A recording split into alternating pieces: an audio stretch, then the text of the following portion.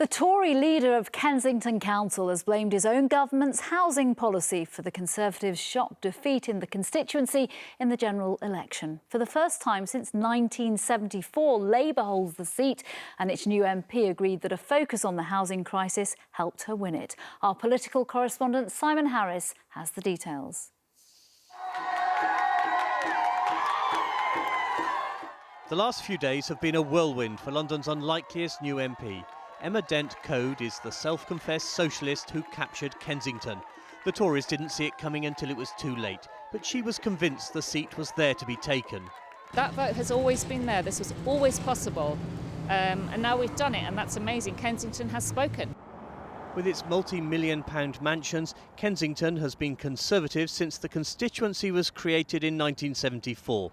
But North Kensington includes council estates like Henry Dickens Court and Trellick Tower, which dominates the skyline.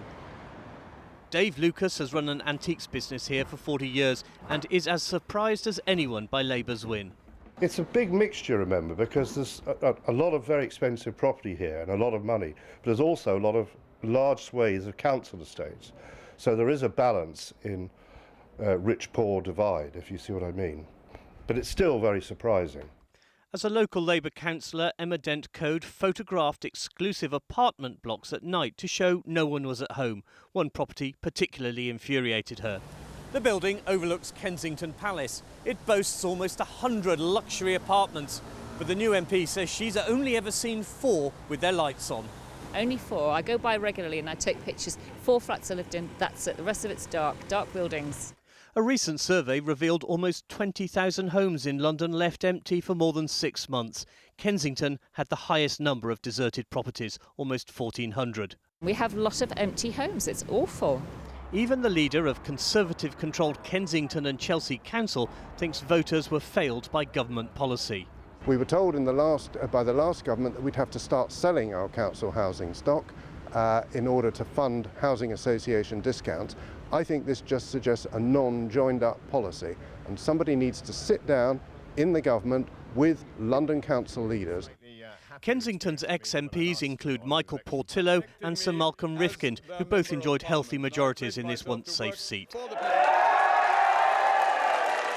By contrast, Emma Dent-Coad scraped in by just 20 votes, and that was after 3 recounts. Such a wafer-thin majority is bound to concentrate her mind as she starts her new job, knowing Kensington will be the Tories' #1 target at the next election. Simon, things we weren't expecting to talk about tonight. That result and the Mayor, Sadiq Khan, backing his leader, Jeremy Corbyn. Yes, last summer you'll remember that Sadiq Khan was one of the most senior Labour politicians to come out and publicly say Jeremy Corbyn wasn't up to the job. And even after Mr Corbyn was re-elected as the leader, there appeared to be a frostiness between the two. When I spoke to Mr Corbyn at Labour's conference last September, he admitted that he and the Mayor hadn't spoken. But today Sadiq Khan offered this very public display of loyalty. Of course, disappointed we didn't win the general election outright, disappointed Jeremy Corbyn's not in number 10, but huge progress made. I think we can use that to build on for the next general election, whenever it comes, and see a Labour government returned. There has, of course, been a lot of speculation that Mr Khan's own political ambitions lie in the same direction as Mr Corbyn's. In other words, that he would like to be Labour leader one day. So it'll be interesting to see in the coming weeks and months just how the relationship between the two men develops. Yeah, what a difference an election makes. Simon Harris, thank you. We know, of course, it took armed police just 8 minutes that night to shoot dead the terrorists from when they received their first 999 call. But since the attack, many have criticised cuts to the Met, including the Labour leader Jeremy Corbyn during the election campaign. Well, that criticism continued today, this time from the Met's own Deputy Commissioner. Our political correspondent, Simon Harris, is at Scotland Yard this evening. Simon, what did Craig Mackey have to say today? Well, the Deputy Commissioner was appearing before a committee of the London Assembly to answer questions about Scotland Yard's budget and whether it's enough to keep Londoners safe.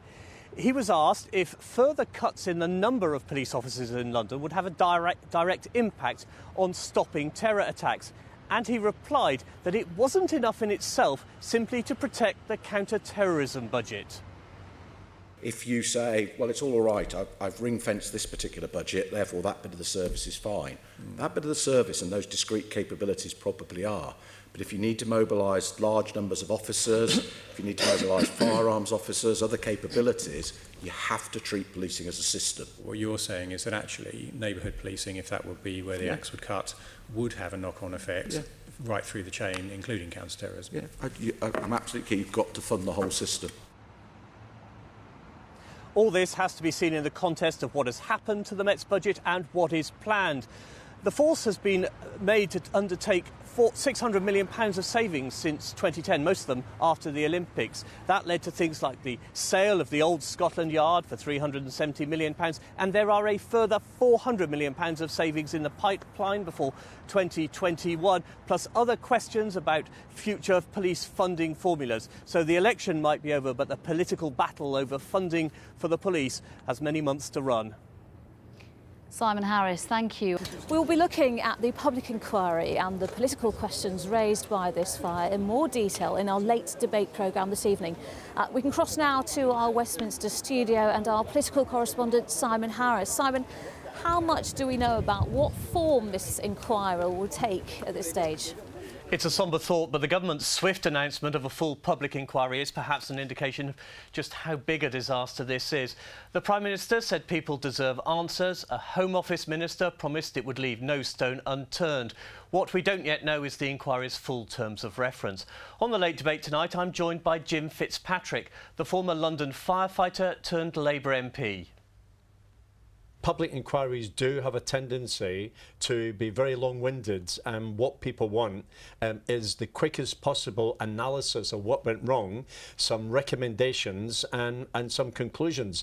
And what we don't want is a long drawn-out inquiry running over a number of years. That would be just totally unsatisfactory.